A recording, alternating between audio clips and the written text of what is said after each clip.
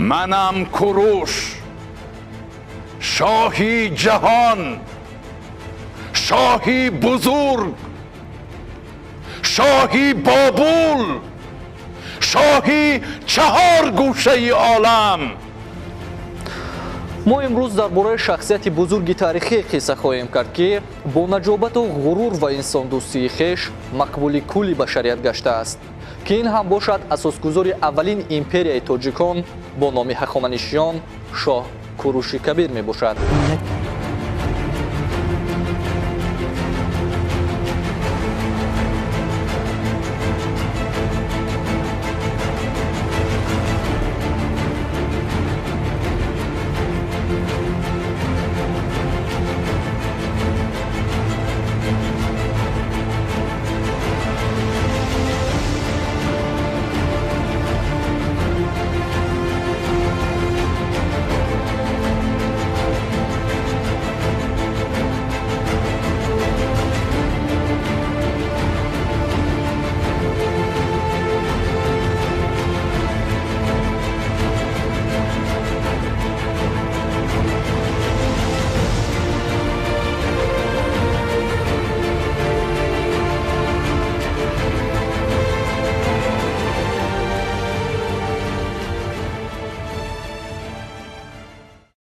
کوروش بزرگ یک نفر فرزند بناموس این قوم بزرگ دنیای قدیم توانست که تمام اقوام پریشان شده آریایی را به هم بیاورد. اگر در دنیا یک نفر را ستودن برای خردمندی، عاقلی و زیرکی روا باشد، این در تاریخ تمدن بشری کوروش کبیر است. کوروش کبیر همچون شاه عادل و همچون شاه یاد می شود که این شاه دائم در پی تلاش و تعمیر حقیقت گام می نهاد.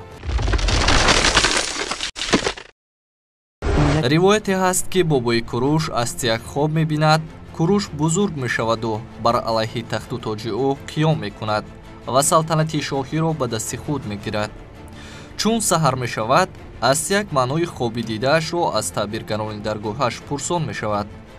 هنگامی که تعبیرگران پیامد ناخوشی را از این خوابی دیده‌اش به شاه از یک نقل می کنند، همان زمان دستور قتل کوروش را صادر می کند. شخصی که برای کشتن کوروش وظیفه دار شده بود، از ترس آلوده شدن دستش به خون، کوروش را که همگی چند روز داشت به چوپان می سپارد. چوپان کوروش را به خانه‌اش می برد و چون فرزند از او نگهداری می کند.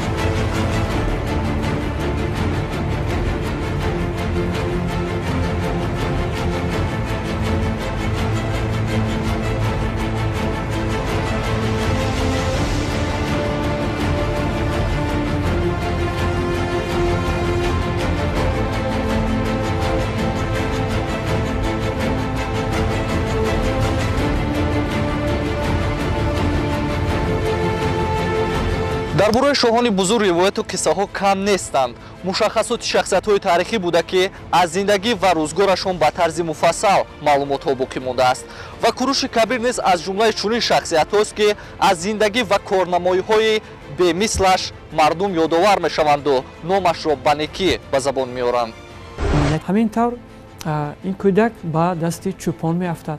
چوپان کودک را به خانه می آورد. زنش سپک که نو فرزندش از دنیا گذشته بود، همین مهری که نسبت فرزند مرده داشت یک باره به فرزند نو پیدا شده میبندد و همین طریق به مثل فرزند خود کوروش را به تربیه خود میگیرد و او را کوروش البته نام میگذارد و در خانه همین چوپان کوروش البته به کمال میرسد. و تقریبا کوروش 14-15 سال غایب بود و به دست چوپان افتیده به کلان رسید. از روی روایت های گرداد و دیگر تاریخ نگاران و سپس بازگشته آهسته дар дарбори Астияк мақоми худро ёфт.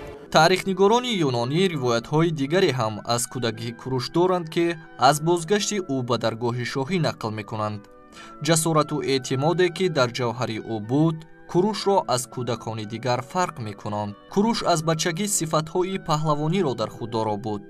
ҳангоми бозии худ бо бачаҳои дигар ҳамеша нақши ҳоким ё подшоҳро бар уҳда мегирифт ва хеле мантиқона фармон медод, ки гӯё воқеан ҳам шоҳ бошад. бояд гуфт ки тахминан дар синни 10 солагиаш мегӯяд Ҳеродот, Куруш ҳамроҳи дӯстонаш, онҳое ки ҳамсину соли Куруш буданд, бозӣ мекарданд ва онҳо шоҳу вазирбозӣ мекарданд ва дар рафти бозӣ Куруш подшоҳ шуд ва ба вазири худ фармуд супоришеро, аммо ӯ иҷро накард. ӯро мазаммат кард, зери тозуне танқид гирифт ва ҳатто якчанд маротиба латукӯб кард. ин кӯдаке ки мавриди латукӯб қарор гирифта буд, падараш дар дарбори шоҳ кор мекард ва ба падар арз мекунад. Падар ин хабарро ба подшоҳ мерасонад. Подшоҳ вақте ки ҳодисаро мефаҳмад, дар тааҷҷуб мемонад. рӯзе Курушро барои танбеҳу ҷазо додан, барои амалҳои худписандонааш ҳамроҳи падар ба дарбор мебаранд. дар он ҷо ҳақиқат ошкор шуда, ҳуввияти воқеии ӯ фош мегардад.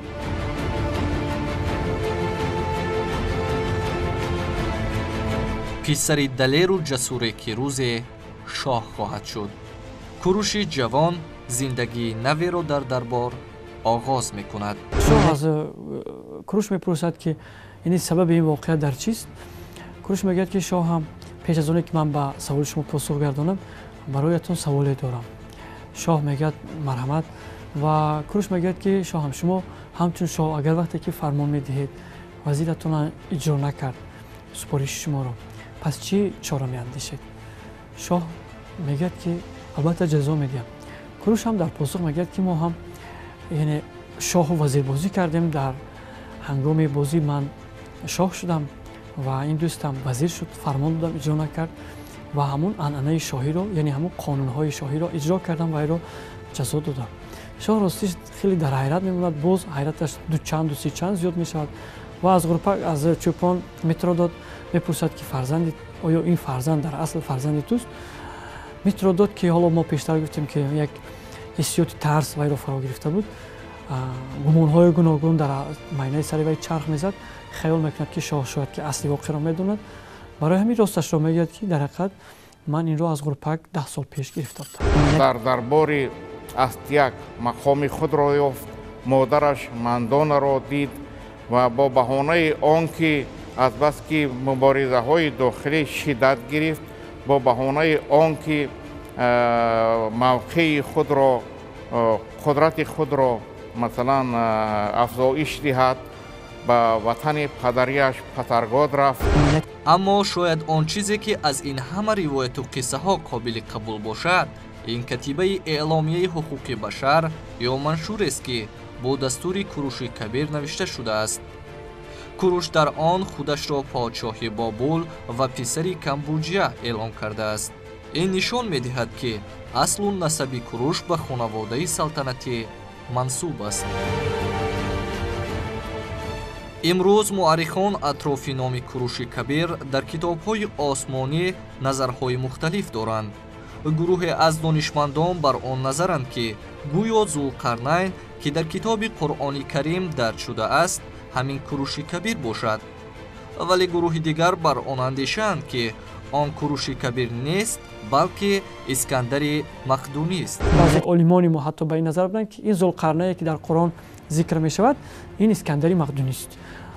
лекин вақте ки мо фаъолияти подшоҳии Искандари Мақдуниро аз нуқтаи назари илми таърих хеле мушикофона агар таҳлил намоем, ҳеҷ як корнамоӣ ё ки фаъолияти ё забткориҳои намун Искандар ба Зулқарнаи Қуръон умуман рост намеояд.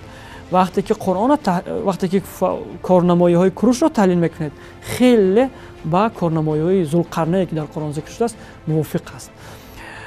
яке аз ин ки мегӯяд дар Қуръон ки Зулқарнай ин шоҳи одил, шоҳи ғамхор, шоҳе ки ҳомии мазлумон аст, шоҳе ҳаст ки яктопараст аст.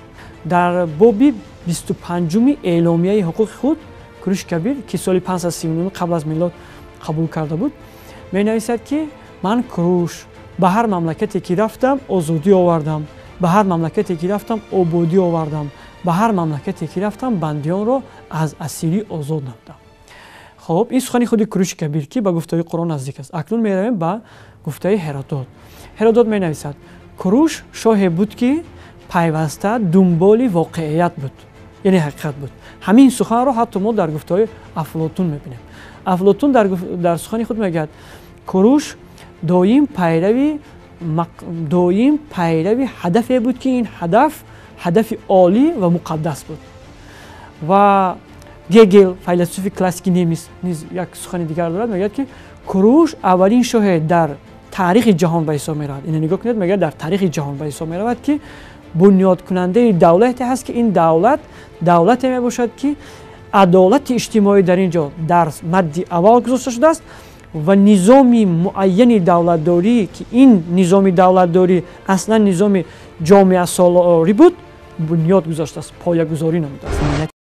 کوروش کبیر از وضعیت مدها خیلی خوب بخبر بود. астяк شاهی مد اولین شده جنگ را آغاز کرد، ولی در میانه های جنگ لشکری астяк خیانتکارانه با کشون کوروش میپیوندد و همین بوده که این جنگ بدون خونریزی با منفعت کوروش کبیر انجام یافته است.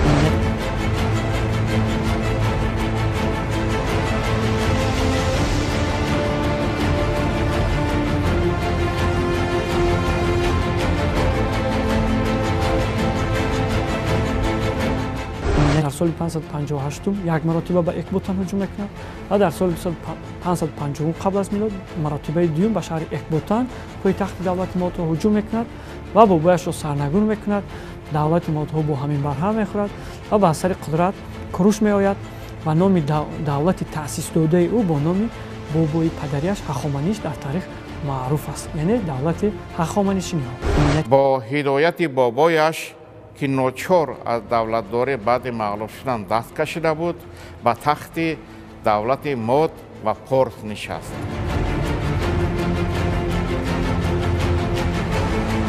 و همین طریق کوروش بر تخت پادشاهی نشست و دولتداری بزرگ خود را آغاز کرد. امپریای بزرگی که کوروش بنیاد گذاشت اشرافان ماد و فارس را به کارهای دولتداری جلب نمود. شاید از همین بود که موفقیتش در سیاست بالا گرفت و دوستداری مردمش گردید.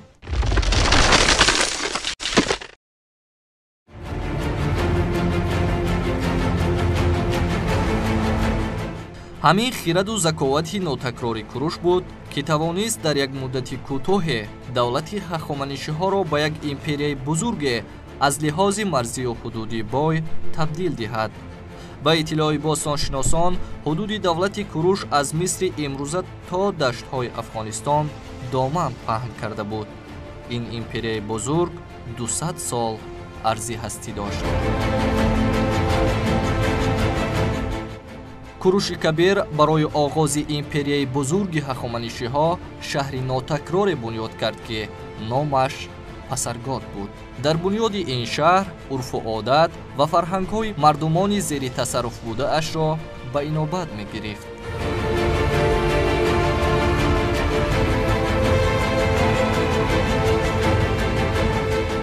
ساختمان‌های بزرگی که 2,500 سال پیش اونها انجام داده بودند تا به امروز باقی مانده. ویرانه‌های او را در خلافت عرب فرض کردیم با همون قدر بزرگی خواست که به خاک یکسان کنند، نتوانست. اون قدر یعنی که ساختمان‌های سنگین و پرقوت ساخته بودند که مثل همون ایدئولوژی پرزوری که داشته بودند.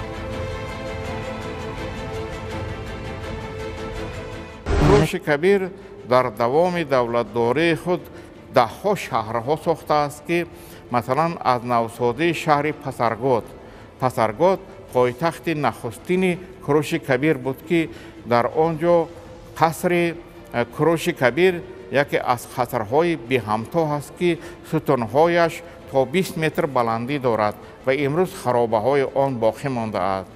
ғайр аз ин куруши кабир дар навсодии шаҳри экбатана пойтахти дигараш ҳамадон заҳмати зиёд кашида қасри бобояш астиягро аз нав месозад, шаҳрро аз рӯи тарҳи нав бунёд мекунад. инчунин дар замони давлатдории куруши кабир шаҳри шуш навсодӣ шуд ки бо номи суз машҳур аст. шаҳри бобулро яке аз пойтахтҳои навини худ номида дар таъмиру тармими шаҳри бобул ки баъди давлатдории навохудоносор хароб шуда буд, саҳми зиёде гузоштааст ва бобулро ҳам пойтахти давлати худ эълон кардааст.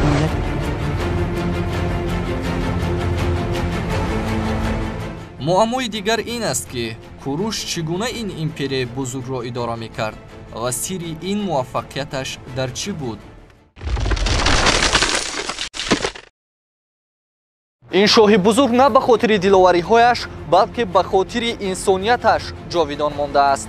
зеро ӯ ба ҳар минтақае ки лашкар мекашид, ҳеҷ вақт ба лашкариёни худ иҷозат намедод ки мардумро қатлу азият бидиҳанд, балки ба онҳо ҳамеша дасти кӯмак дароз мекард ва сулҳуҷӯиро ихтиёр карда буд. яке аз орзуҳои дигари куруш баъди ба ҳам овардани форсумодҳо ин буд ки бояд империяи бобулро низ зери тасарруфи худ қарор диҳад. ин ягона империяи тавоное буд ки зери давлатдории форсҳо қарор надошт. аз ин наварди шадид маълумоти зиёде боқӣ намондааст. маълум нест ки оё куруш худаш ҳам дар ҷанги бобул ширкат дошт ё не.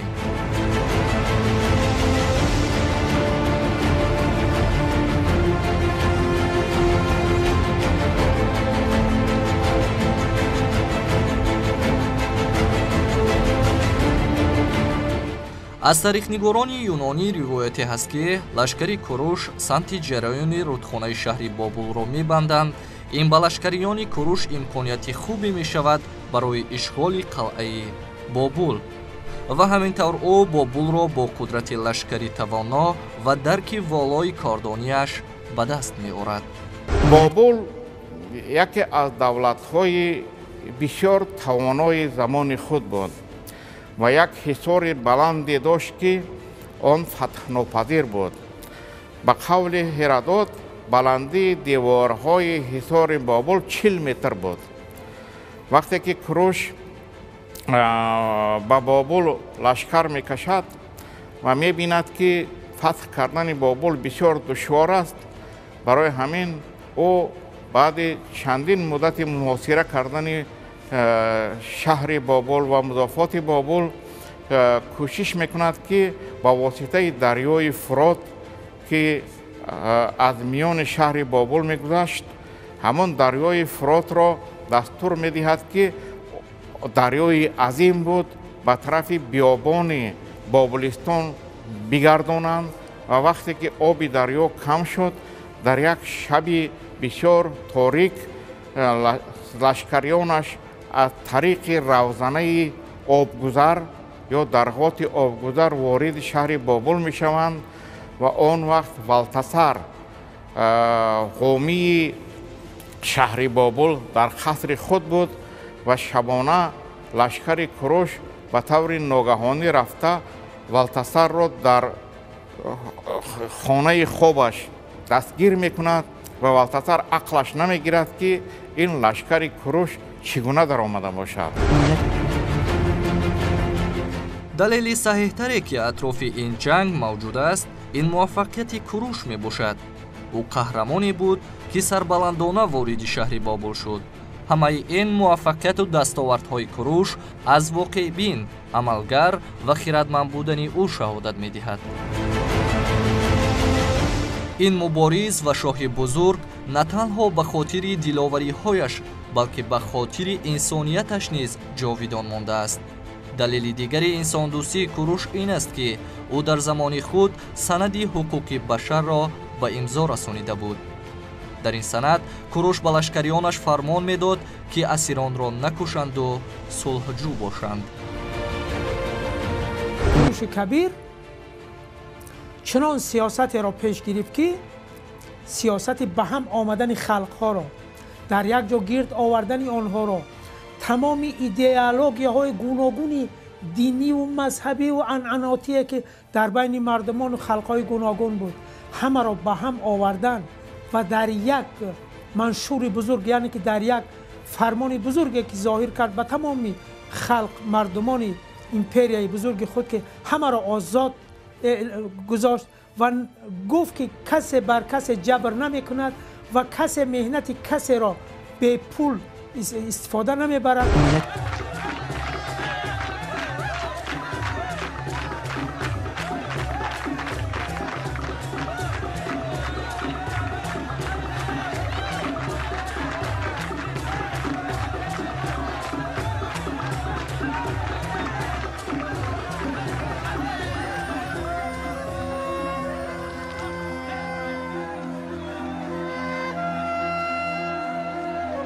Куруш Кабир тавре ки мо боло гуфтем, дар ҳудуди давлаташ бештар намояндагони 70 халқу миллат зиндагӣ мекарданд. Нисбати ҳамаи ҳамин халқу миллатҳо нигоҳи яксон дошт. ҳуқуқу озодиҳои онҳо, махсусан ҳуқуқҳои озодиҳо ва ҳуқуқҳои эътиқодию динии онҳо дар як поя гузошта шуда буд, яъне баробар буд. ва Куруш Кабир дар соли 539 вақте ки эъломияи худро қабул мекунад, дар он ҷо низ расман ин ҳуқуқҳои халқҳое ки дар мамлакаташ зиндагӣ мекарданд зикр менамояд. ва чизи дигар ин ки дар соли 1971 аз ҷониби Созмони Милали Муттаҳид як комиссияи вижае таъсис ёфт ва ин комиссия дар натиҷаи тадқиқ ва дар натиҷаи як омӯзиши васеъ эъломияи Куруш Кабирро аввалин эъломияи ҳуқуқ дар ҷаҳон эълон карданд ва аз ҷониби ҳамин ниҳоди байналмилалӣ 29 октябр рӯзи байналмилалии Куруш Кабир эълон гардид. Куруш Кабир як шахсияти хеле оқил, дурандеш, зирак, хиратманд ва тавоно буд ва эъломияи ҳуқуқи башари ӯ ки дар Бобул баъди фатҳи Бобул қабул кард, як эъломияе ҳаст ки нахустин эъломияи давлати дунявӣ номидан мумкин аст. зиндагии касе ки тамоми умрашро дар ҷанг сипарӣ кардааст дар майдони набард ба поён мерасад. таърихнигорон бар он назаранд ки Куруш дар яке аз шадидтарин ҷангҳо барои ишғоли шаҳри Масагетҳо кушта шудааст.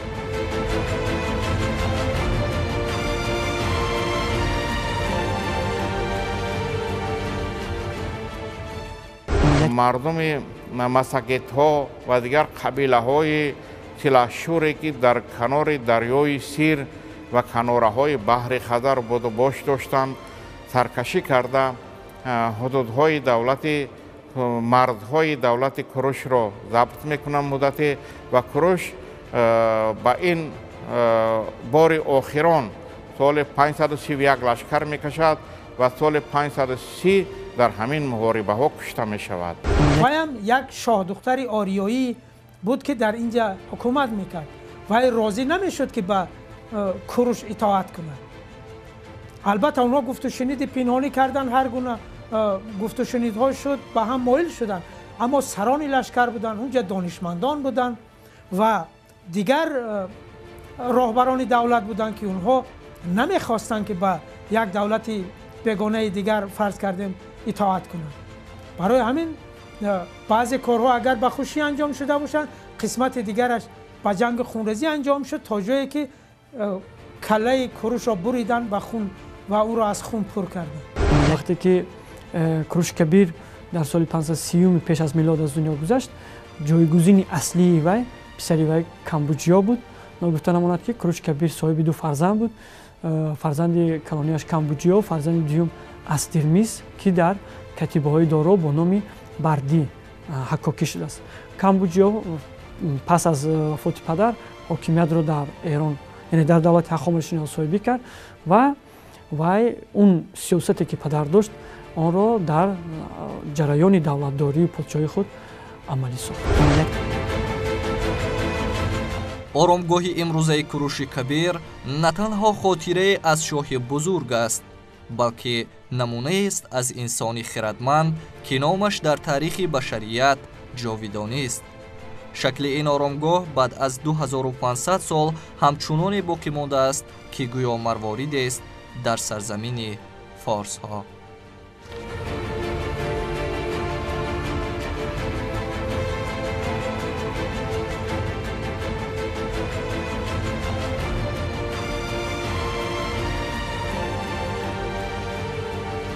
Куруш фарзанди мост, Куруш аҷдоди мост, Куруш шоҳи мост ва ин гувоҳӣ аз он медиҳад ки имрӯз ҷаҳониён аллакай нисбати чунин як корнамоии фарзандони миллати тоҷик таваҷҷӯҳ доранд, эҳтиром доранд, қадр мекунанд инҳоро.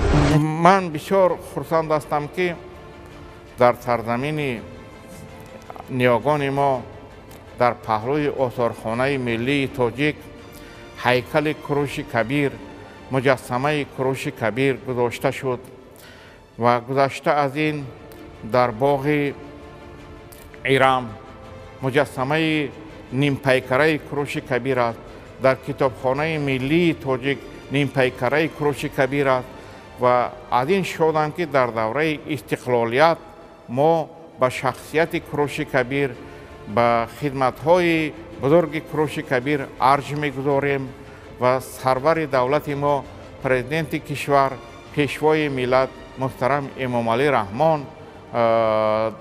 дар баромадҳои худ, дар суханрониҳои худ, дар гузоришҳои худ мавқею мақоми Куруши Кабирро борҳо ситоиш кардааст ва маҳз дастгириву хидмати ӯ буд ки ин ҳайкалу муҷассамаҳо пойдор шуданд ва мо ба таърихи гузаштаи миллати хиш, ба таърихи дури давлатдории хиш як бори дигар васл шудем. аввалин империяи бузурги ҷаҳонӣ на танҳо барои миллати тоҷик аст, балки барои тамоми ҷаҳон аст, дар кулли ҷаҳон.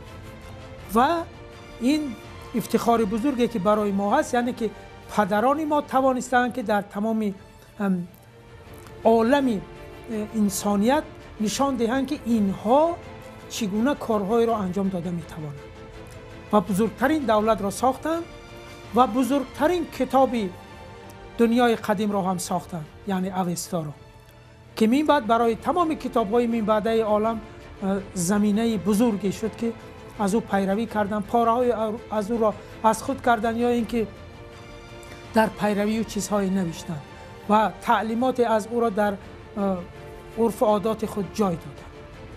яъне ки ана ҳамон шукӯҳу шаҳомати аввалияи ин миллат бояд гуфта шавад ки албатта дар садри ҳамаи инҳо Куруши бузург меистод. агар шахсияти Куруши Кабирро аз гуфтаи таърихнигорон васф кунем, пас диловарест бохират, шоҳест инсондӯст. ҳамаи ҳамин хислатҳои наҷибу инсондӯстонаи Куруши Кабир буда ки номаш дар саҳфаи таърих бо ҳарфҳои зарҳалин ҳакокӣ шудаву исмаш ба некӣ ёд мешавад. ин фарҷоми барномаи дар оинаи таърих буд ки шумо аз телевизиони Синамо дидан кардед. гурӯҳи эҷодии барномаи дар оинаи таърих тасмим дорад ки дар ҳафтаи ҷадид баҳри шумо аз ҳаёт ва рӯзгори ислоҳотхоҳи давлати ҳахоманишиён, яъне Дориюши Кабир маълумот диҳад. пас агар зиндагии Дориюши Кабир баҳри шумо ҷолиб аст, пайгири барномаи дар оинаи таърих аз телевизиони Синамо бошед.